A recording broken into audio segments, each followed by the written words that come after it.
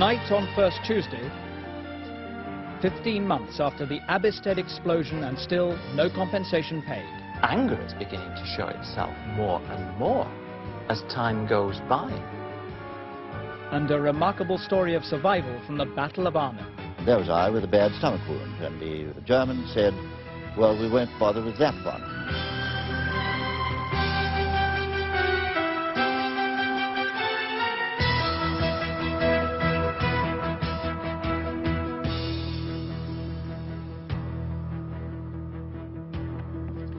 Good evening. As you know, we've had a spate of sudden and awful disasters in the last few months. The plane crashes, the Bradford fire, Bhopal and so on. In each case, there's the horror, then the investigations, and then maybe an appeal for the victims. After that, generally, the disaster fades from our minds. Abbeystead is probably a case in point. For a few days last year, Abbeystead in Lancashire was headline news after an explosion at the waterworks there killed 16 people who were visiting the plant from the nearby village of St Michael's-on-Wyre. 15 months later, the families who suffered are not only forgotten, they've not received a single penny in compensation. Invitation to Disaster investigates the explosion and its aftermath. Our flame into the Abbeystead disaster. Mr. Wheel, there's a few words you would like to say to us. Thank you, Mr. Tyson. And thank you, everyone, for coming along at what would appear to be rather short notice. Now, on May the 23rd last year, these people went on an outing organised by the local water authority. It was to end in disaster, leaving 16 dead and 28 injured. I believe, and I'm sure you do, that we've suffered a grave injustice. And up to this moment, there has been a far from sympathetic attitude being adopted by those whom we believe to be at fault. I go back to my original point that Today, more than a year since the disaster, they're caught up in a legal wrangle over who was responsible. Innocent victims who expected compensation and have received none. I've had 3 operations on my kidneys, and I've just had another operation on my hand, and it's in a terrible state under the bandage line, and I'm just absolutely jiggered. And I was fit before.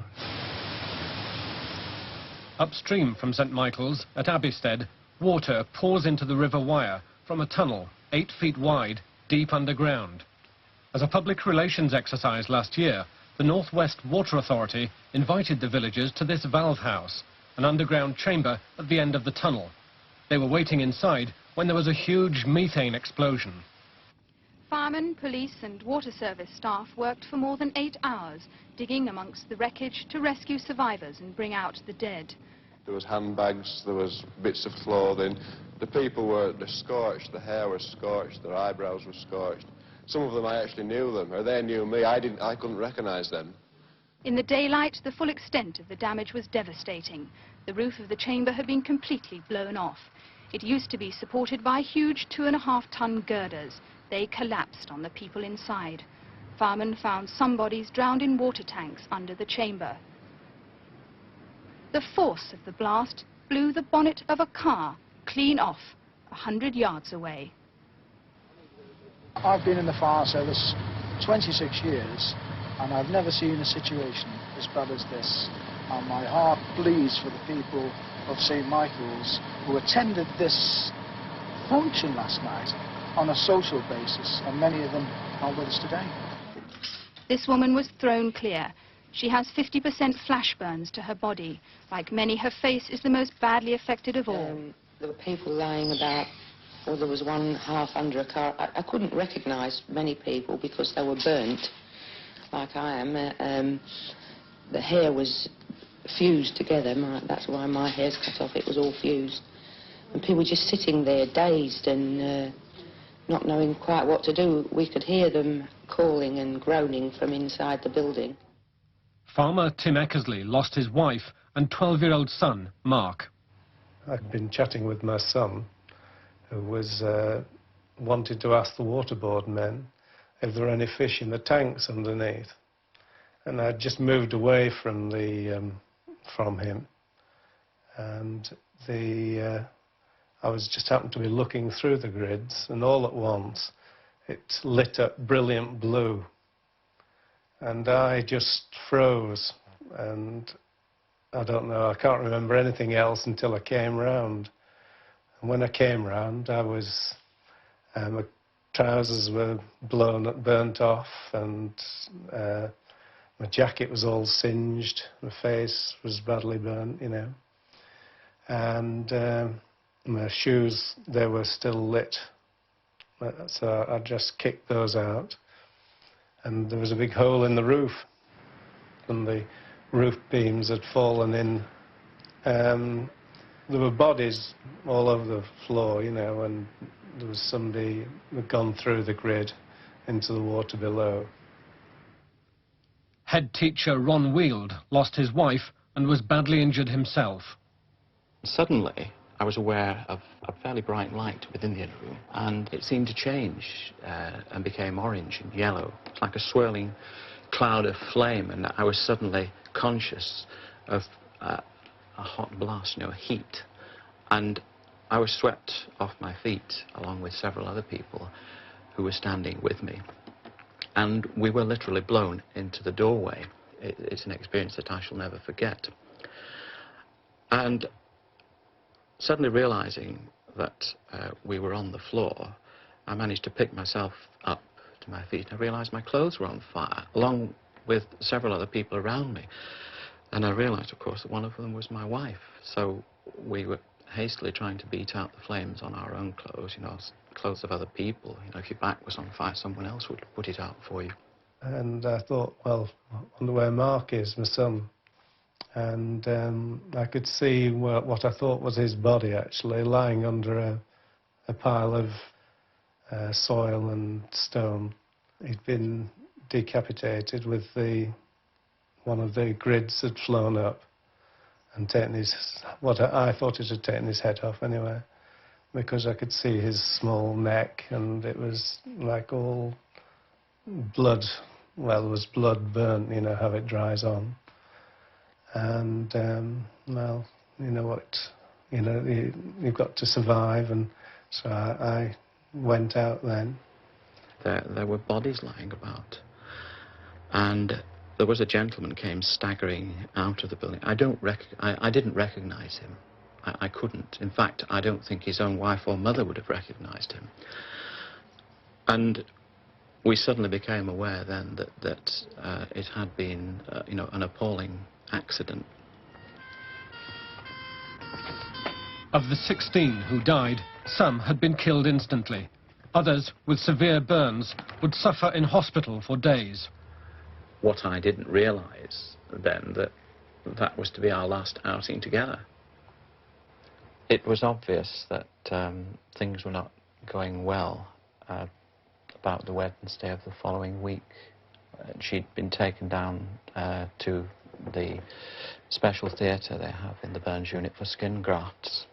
We went down to see her a couple of times on the Sunday, and we were called down on Monday afternoon. This was the 4th of June, about just after 4:30, and she died at 5 o'clock.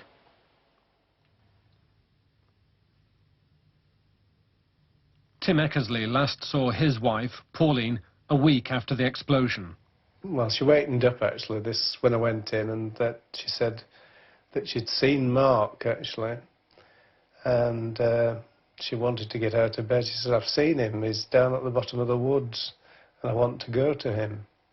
This was the day of Mark's funeral, you see, and within about 2.5 hours, she died that day. And I think, you know, when she said she'd seen Mark, she just wanted to go to him, you know.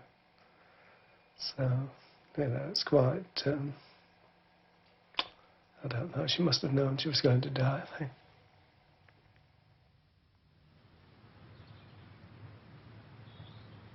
The people of St Michael's can never be compensated for their loss.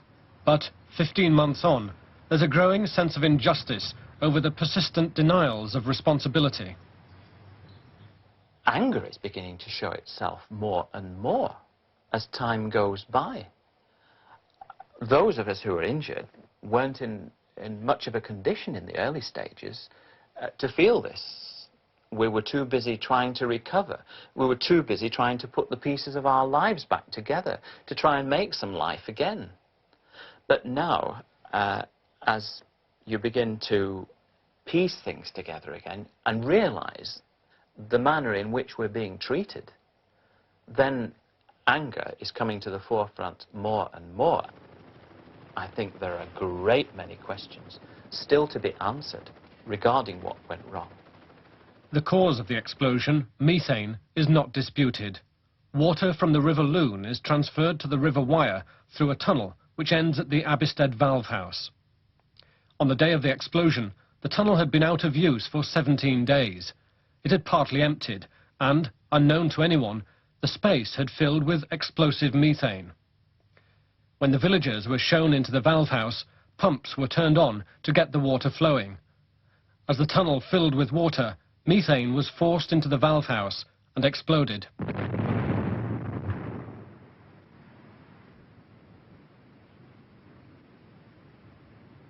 The tragedy was followed by an 8-month inquiry by the government's Health and Safety Executive. They said that design shortcomings led to the accident. This referred to the designer's decision not to ventilate the tunnel to the open air. A pipe leading to the open air would have ensured that any methane in the tunnel would be dispersed safely. Instead, the pipe was kept below ground, venting directly into the enclosed underground valve house where people would be present. After pressure from the landowner at that time, Lady Sefton of Liverpool, it had been felt that installations above ground might spoil the scenery. That view is shared by the operators, the North West Water Authority, whose chairman is George Mann. Well, by the very nature of where water authorities get their water from, it's usually in areas of natural beauty. And the Trough of Bowland is such an area, and wherever we operate in that kind, the local planning will demand that we make them as unobtrusive as possible, and this is it. And in fact, this one was an award-winning scheme. Was the Water Authority consulted on the question of design? Well, of course, but we employ, as we do on many schemes, consultants who design schemes for us. A large proportion of our work, our capital programme, goes out to private consultants. But the decision to keep the vent pipe underground, would that have been taken specifically by the designers, or would they have done that in consultation with the Water Authority? No, they would design that. They would design, it was their design, and they would design what they thought was the best scheme. The designers are Binion Partners of London, who declined to be interviewed. They decided to ventilate the tunnel into the valve house, apparently unaware that methane could enter the system. A tunnel cross-section shows how it happened. Groundwater containing methane pours in through cracks, releasing the gas inside the tunnel. Binnies knew groundwater would leak in, but according to the HSE, could not have foreseen it would contain methane. However, at a conference of the Institution of Civil Engineers in 1967, there was a warning of the danger of methane dissolved in water. They discussed a series of explosions in Britain and around the world caused by methane in water. The conference was attended by a man from Binion Partners, Ronald Gerard, not himself responsible for Abbeystead, but a director until 1983. Today, the wrecked valve house is fenced off. The no smoking signs are new. Each day, a Water Authority worker tests for methane, still present in large quantities. Although the report said methane could not have been foreseen, it failed to mention one factor which could have provided a warning: the presence of coal.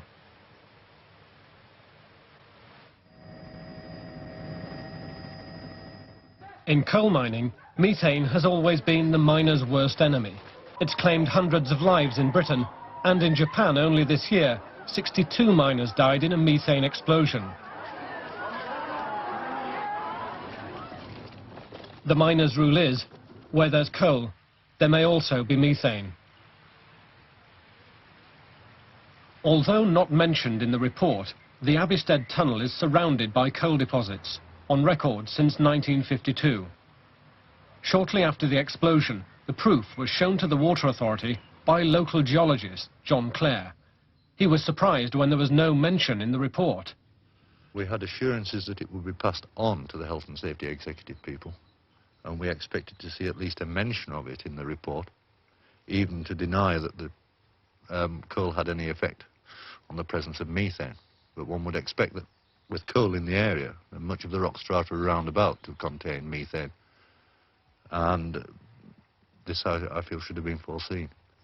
There's a major colliery within just over a mile of the tunnel entrance here, and within 1.25 miles of the tunnel entrance is an underground mine. These are possible coal workings on the banking immediately adjacent to the Roughton portal. The tunnel goes in beneath the banking. As we come to this remains of this large pit here, we can in actual fact see that they've taken a section out through it recently, and coal becomes exposed on the surface. Obviously this is very poor quality coal. They'll have taken the better stuff and moved it elsewhere, as we can see. Very poor quality coal. Presenting the Abbeystead report, the HSE's Director General, John Rimington, said the facts are now fully on the table. Although the report ignored the question of coal near the tunnel, it did mention another possible sign of danger, evidence of gas in the tunnel during construction. Of the few tests carried out inside the tunnel, some did indicate traces of flammable natural gas. Further evidence came from one of the tunnellers, Eddie Kluczwinski, who's trained in the detection of gas in coal mines. During tunnelling, he reported unusual headaches, which, from experience, he associated with gas. Yes, I did report once or twice and talking about it, and everybody say, well, that's it, every tunnel got a gas, more or less. And I agree with it, because it's every tunnel got a gas, sometimes more, sometimes less. But this one, when I reported last time, because I get such a bad headaches, and I couldn't stand no more, and I went out. The HSE report discounted Mr. Kluczwinski's evidence, but his team leader in the tunnel, who was overseas during the inquiry, says he too reported gas on several occasions. It has carried on for several days, but on one occasion it was quite extreme. One of the men actually has passed out and had to be taken outside. The reports obviously prompted investigations and say that tests have been carried out, but I'm not aware of what sort of a gas was discovered. You say there was a system for reporting suspected gas. Mm-hmm. Do you have any idea how many times, roughly, such reports were made? Yes, perhaps on 3 or 4 occasions. And who would the reports be made to? The reports would have been made to General Foreman and the inspectors. Those further accounts of gas appear not to have reached the HSE. More surprising still, the report ignored the question of how often the tunnel was inspected after completion. This would have revealed any methane, because safety guidelines say tunnels must be checked for gas before and during entry. The Water Authority's operating manual stresses that inspections of the tunnel should be carried out at least once in every 3 years. In fact, in more than 4 years up to the explosion, the tunnel was never inspected at all. We asked Water Authority Chairman George Mann why not. Here again, the 3 years was part of, but it was due to be done the year after. For some reason, we didn't get around to doing it.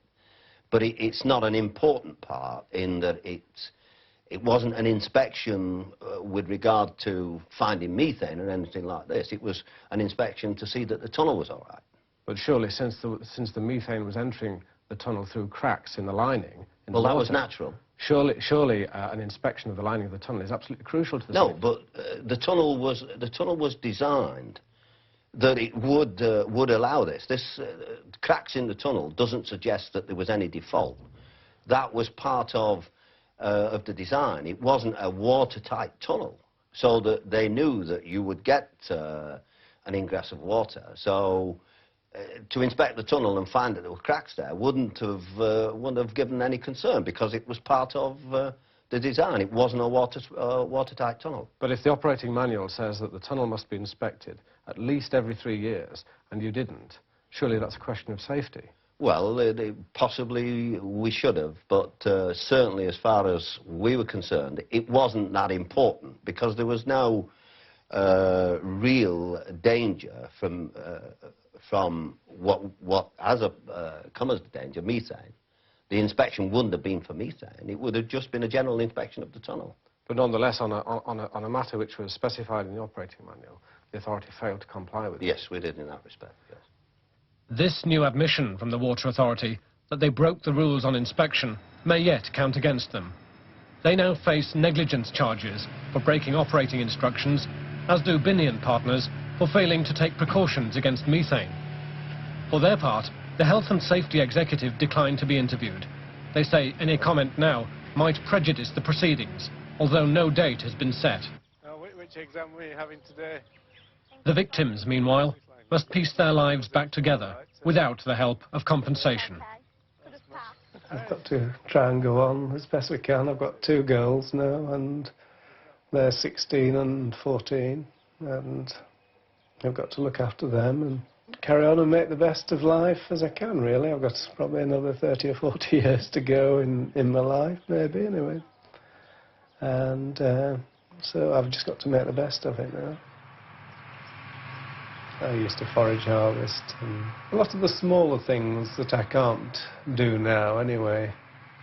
It's picking small things that bothers me, because my hands just don't bend as well, you know. And my legs, they were burnt right to the top, and I have to wear these elastic type stockings on them. See, that's the burning there. This has been grafted around here with the big mesh grafting. And they're burnt right up to the top here.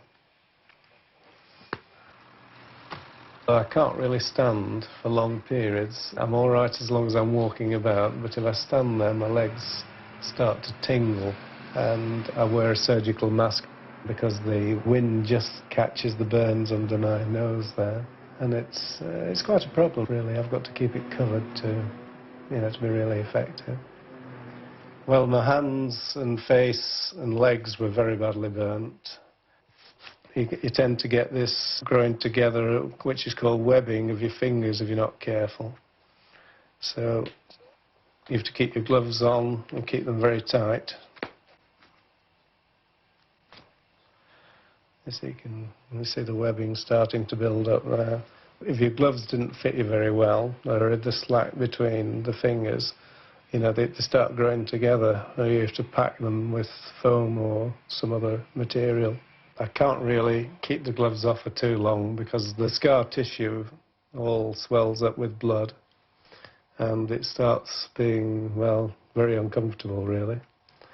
So we have to keep them on all day and all night. My hands have problems with bending them, and I can't really make a good fist.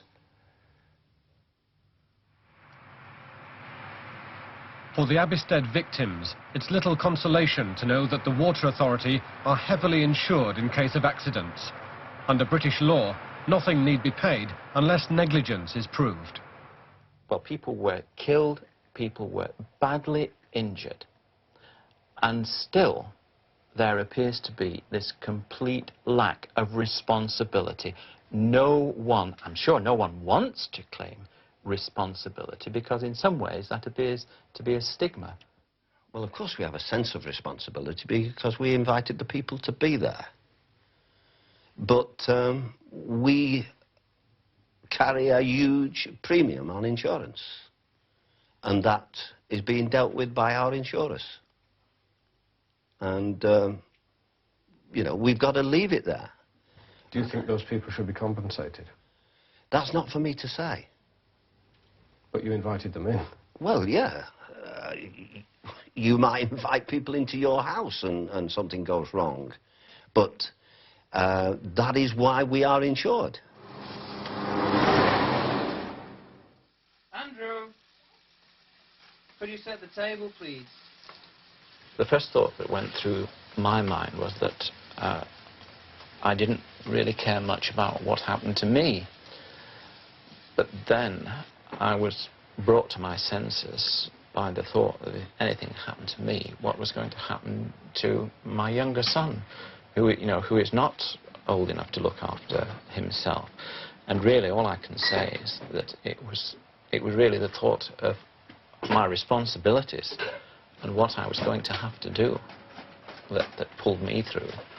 I felt that at all costs it was necessary for me to survive, if only principally for his sake. And really, since that time, in other words, for the past year, the only forward-looking thing that I can really see is his care. And I know I have to bring him up, and that is going to last for a few years longer. So I have to get on with living and keeping a house and looking after him. He's a rather quiet boy in many ways. He does a lot of thinking and doesn't do a lot of talking. I, on occasions, have found it very difficult to know what to say to him.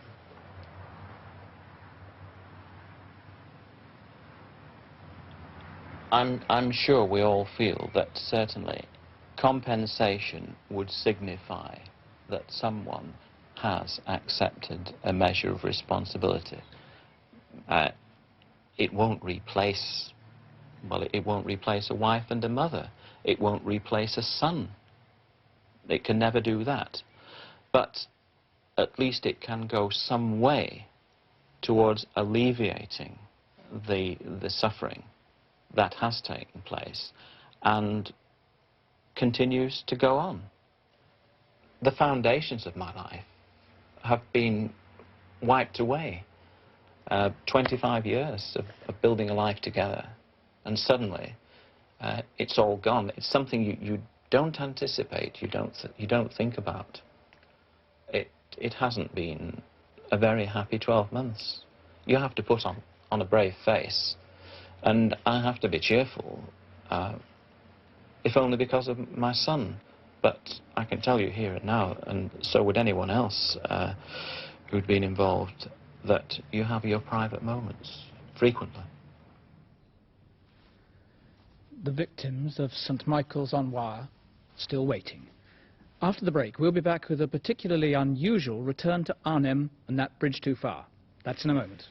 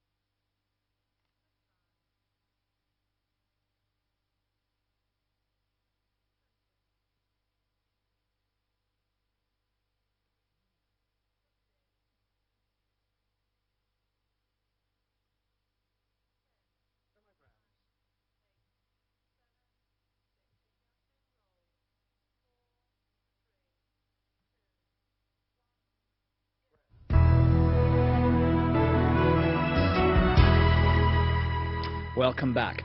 Our next film is the story of two men who were thrown together by chance in the middle of war under extraordinary circumstances. As a result, they formed a lasting friendship, despite the fact that their beliefs about war and the world are now as polarized as possible. Today, both men are preeminent in their different fields. One of them needs little introduction. General Sir John Hackett is the author of the bestseller World War III. He's also a familiar scourge of CND. And to suppose that if we threw away our nuclear capability, there would be a welcome response on the other side and a dismantling of the USSR's nuclear capability, we're barking up the wrong tree. And I find that so many of the warm hearts which embrace the cause of unilateral disarmament are accompanied by heads as woolly as the hats they so often wear. Well, Professor Lipman Kessel does not sport a woolly hat. In his specialist field as orthopedic surgeon, he's world famous. In the war, he was a volunteer paramedic. He's now a leading member of Veterans for CND. In that the people's minds all over the world, particularly in Europe,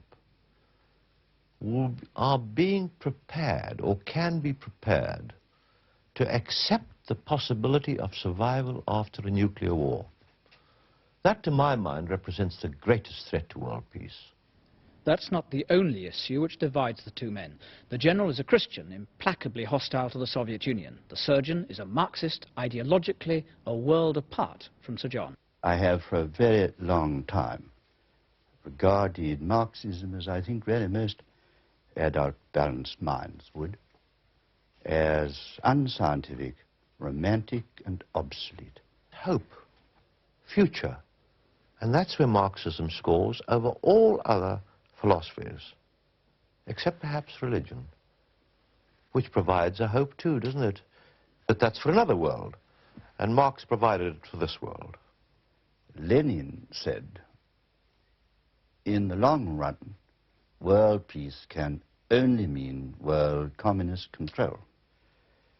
And nobody's unsaid that in the Soviet Union since then, and maintained a prominent place in anything but a psychiatric ward. When he thinks of Russia, he ought to think of 200 million people who have been fed, clothed, educated, and given employment by their government. It can't be altogether a bad government for them. The division between them runs to the very nature of man and his instinct or otherwise for war. Man is, and he's a very incomplete little product of divine providence, and he has always been marked by a tendency to resort to force in the resolution of his problems with other men. For man to be unchangeably aggressive strikes me as being a dismal and pessimistic view of the value of the spirit of man. As you can see, it's hard to imagine a more fundamental gulf than between the considered views of those two men. And yet they are still friendly because of what happened to them as comrades at arms some 40 years ago in Holland. A red beret of the 1st British Airborne Division returns to the banks of the Dutch Rhine.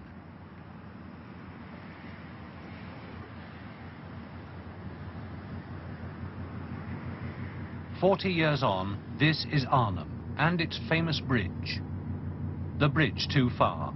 The bridge that was the Allied objective in September 1944, when the 1st Airborne and the 1st Polish Paratroop Brigade took part in the biggest and bloodiest paratroop operation ever mounted, Operation Market Garden. It was to be a gallant but costly failure. Of the 10,000 men who landed, only 2,000 were finally able to escape.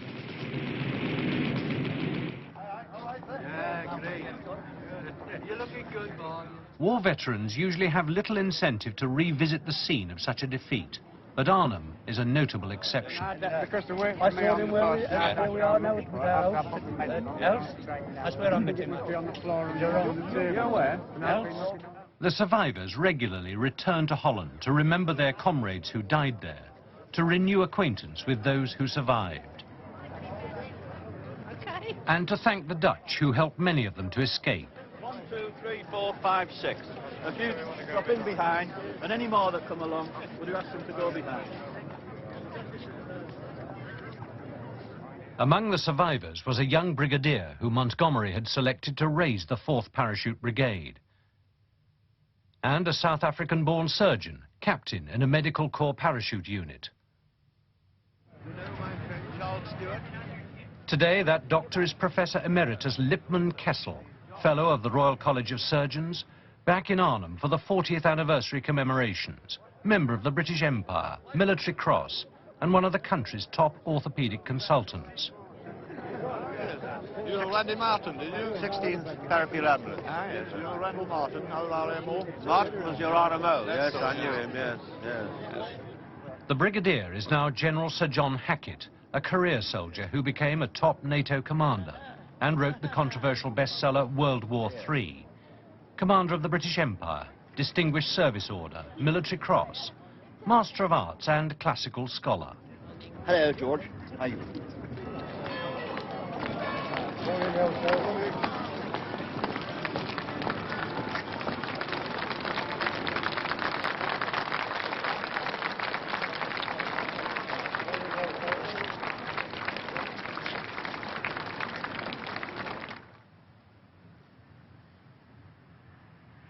The Hartenstein Hotel on the outskirts of Arnhem, the divisional headquarters of 1st Para in 1944.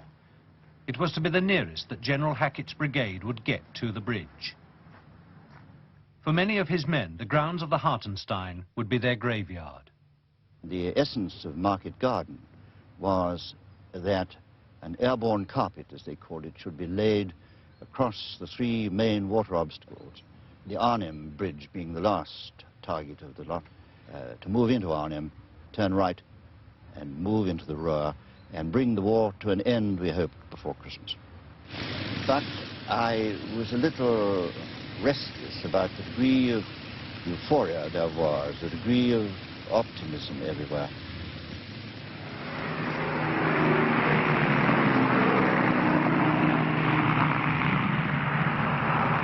I remember being asked, when did you first realize that this operation was likely to be a failure? And my answer then was, before it began. We thought it was a badly designed operation, and also it was designed in a hurry, which everybody knew anyway, because it was about the 20th or 21st operation which had been called for and briefed for. But I think that that is not all that important. What is important is that it was done, that the battle took place when it did take place. I mean, when I think of it now, I get a cold shudder, but those days I couldn't have cared less, you see, what was happening. Just want to have a go.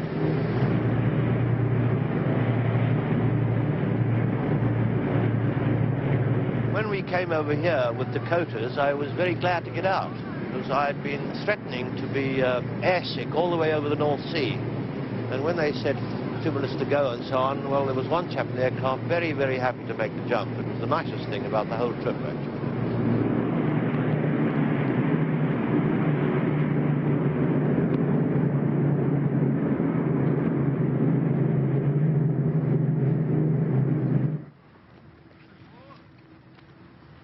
Ginkle Heath, the dropping zone for both men.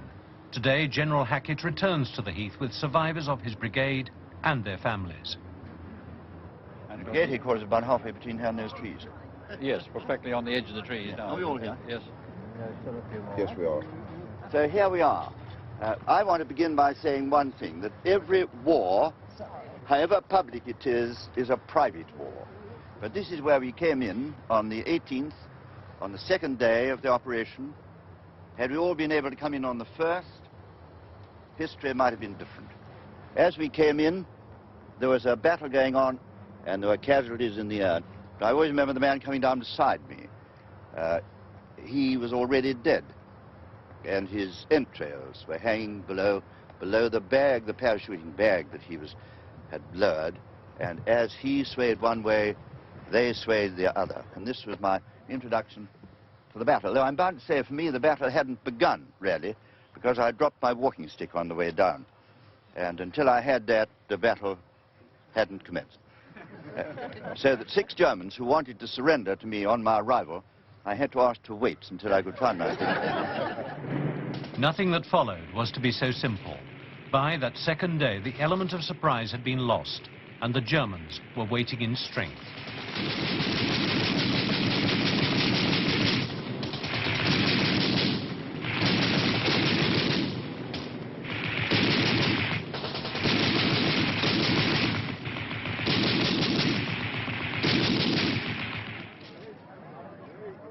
Present-day Ginkle Heath. Dutch crowds massed to see a reenactment of the historic drop. Veterans like Lipman Kessel are back to remember.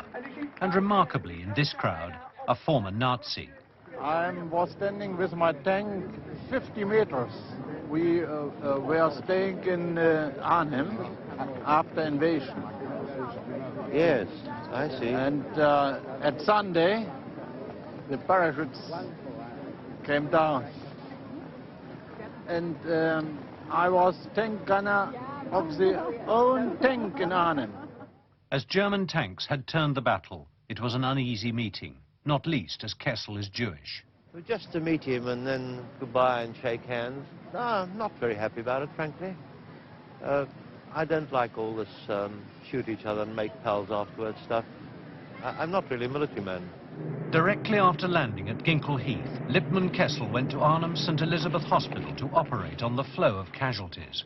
And I was fortunate in having no less than 4 of my 8 surgical team were pacifists, volunteer parachutists. They were magnificent. One of them was worth 3 ordinary people. But the early successes of the Allies were soon reversed by superior numbers. They did happen to be moving through this area at the time, the cadres, the skeletons of 2 German panzer divisions. And this, of course, was what we ran into. Inevitably, the battle was being lost. By the 7th day, no one could relieve Colonel Frost and his battalion, who were making their famous stand at the bridge. And Brigadier Hackett was pinned down at the Hartenstein. A mortar bomb burst in a tree burst above me, and I took some of that. And the man next door to me took rather more. And we dived into slit trenches there. I shall never forget the gratitude with which I pushed my face into that cool, sandy earth. Hackett was taken by jeep to St. Elizabeth Hospital. We were bumping over cobbles, and every cobble gave me discomfort. And the whole place was like a Salvador Dali nightmare. I mean, I remember seeing, as a result of the shell fire, lying by the side of the road, a pair of naked human buttocks with the legs and feet attached, and no body above it, and no clothes on. It was a nightmare dream. I was brought inside into this Dutch hospital, manned by a British airborne field ambulance, surrounded by German SS guards. And there was I with a bad stomach wound, and the German said, well, we won't bother with that one. The British surgeon with him was a South African called Lipman Kessel. Lippy said, I'll have a go at that one. But it's just the same, yeah. Well, I'm very glad to see that they've now extended and rebuilt this hospital into a very nice, splendid civilian hospital. I wish we could do some more hospital building in England. That jeep brought me up here, put me down at the door there.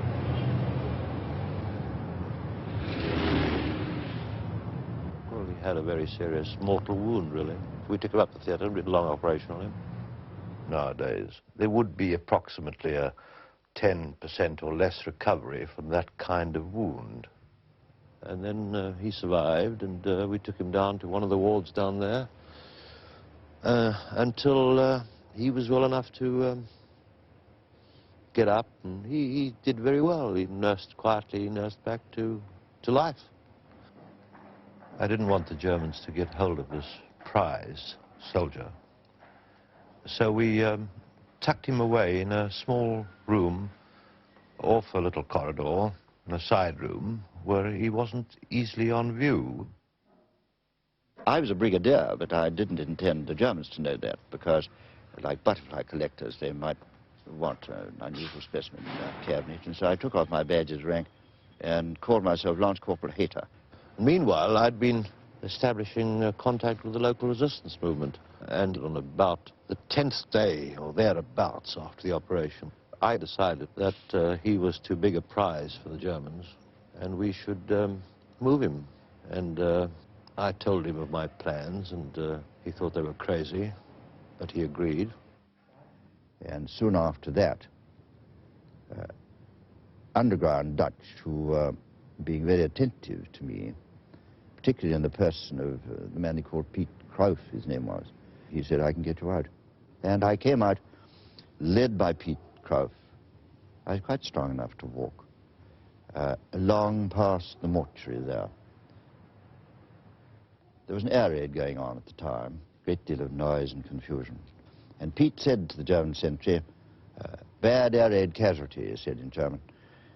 Take him to hospital, and the poor fellow was so confused that he didn't notice that I'd been taken away from the hospital.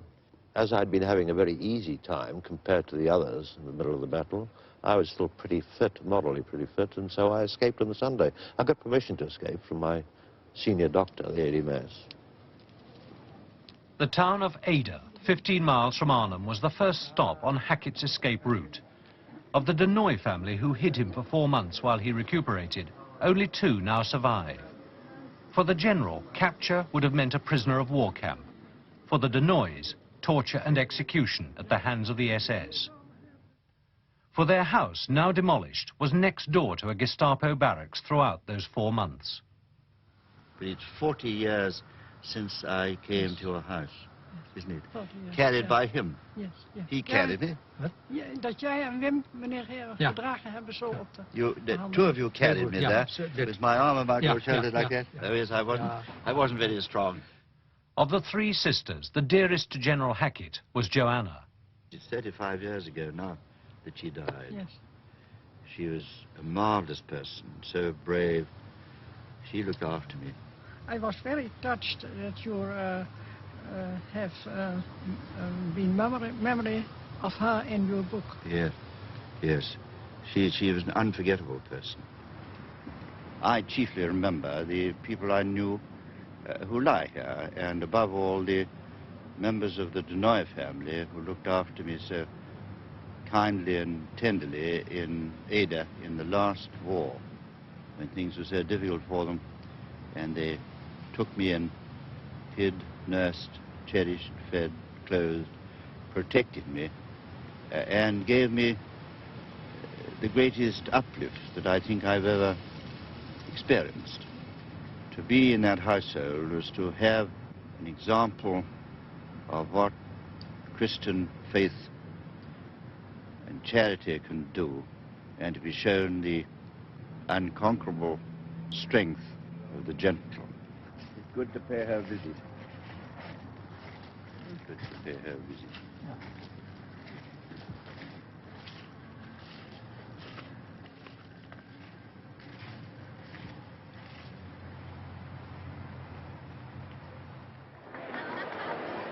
The Arnhem Escapers Club reunion. British veterans get together again with Dutch resistance workers who'd smuggled them back to Allied lines under the Germans' noses.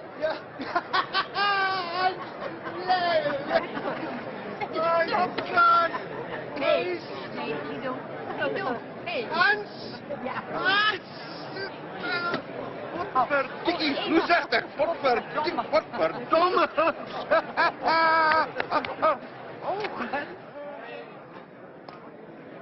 From 2 sides, I heard you should be here. How are you, Dagan? Lovely to Will see you you. please come to the desk? How are you? I'm the better of seeing you. I'm really the better of seeing all of you. And I wouldn't be here without you, actually. Oh, yes, you would be. You might have found somebody else. Have to be. Beste, dank u wel, beste. Very well. How are you? The 2 old men. Two old men. Two old women. Fantastic. Yes, in 40 years, only once is not enough. Dat is not enough. Not enough. Dat is wel vol.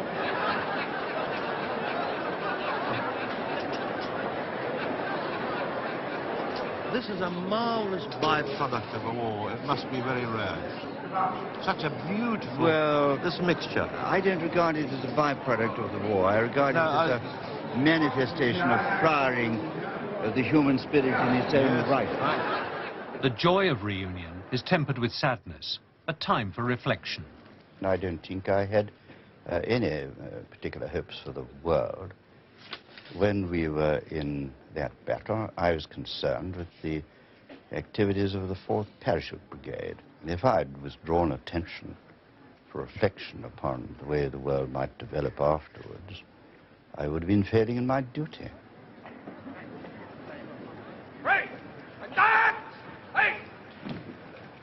Amid the pomp and the royalty, the most telling moment of the service for Lipman Kessel, an atheist, came from the local Dutch pastor. Is gelukt op hen over te dragen waar het toen om ging. En misschien dat zelfs de 1000 kinderen. Pastor Vissing spoke to the school children to tell them why they were laying the flowers on the graves. He said, children, look at the grave you're standing in front of, and you'll see that the age is just a little more than you are, perhaps as old as your elder brother. They came 40 to 45 years ago when Europe was a prison, a complete prison under the Nazi heel. And these young men left Britain in their aeroplanes, and we saw them one Sunday morning 40 years ago dropping into Holland. And we knew there was a world outside that cared. Immediately after the war, there was some reflection of our dreams when the 1945 landslide victory of the Labour government, a victory, by the way, which really became landslide when the troops' vote came in. But what a ghastliness has happened since. The world we have now bears no relation whatever to the world my generation who fought at Arnhem hoped for or dreamt of. Arnhem brought together the Marxist surgeon and the Christian general, and their friendship has survived, despite their apparently irreconcilable beliefs. Whatever ideas he may have, I mean, if he thinks the moon is made of green cheese, as far as I'm concerned, Lipman Kessel can do no wrong. I think his views should be preserved for posterity so that our future generations could see what some men were like in the middle of the 20th century. I found him not only a surgeon of miraculous skill, but a deeply concerned person about the human condition. I am very happy to have been thrown by fate together with Sir John. A giant intellect, a master of communication in the English language. Yes, he has very considerably enhanced the quality of my life. I am an artifact. I am a creation of Lippy's. Nothing that can happen can reduce this incalculable debt that I owe Lipman Kessel for granting me 40 years of life. Quite an encounter. Well, that's all for this month. In First Tuesday next month, we'll be following the first intake of women officers at that most traditional of institutions, the Royal Military Academy at Sandhurst. That's the first Tuesday in October. Till then, good night.